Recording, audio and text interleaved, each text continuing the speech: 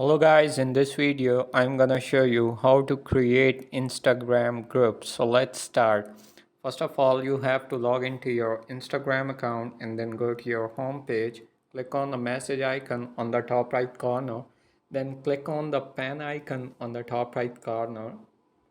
And in the search bar, you just type the name of the person, or you just scroll down and select the person which you want to add in your group.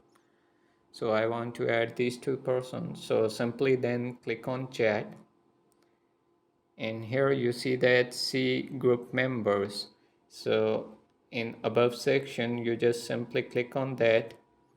And here you see the name as well, Street Group.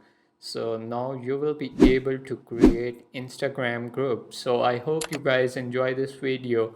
If you like the video, do like, share and subscribe our channel.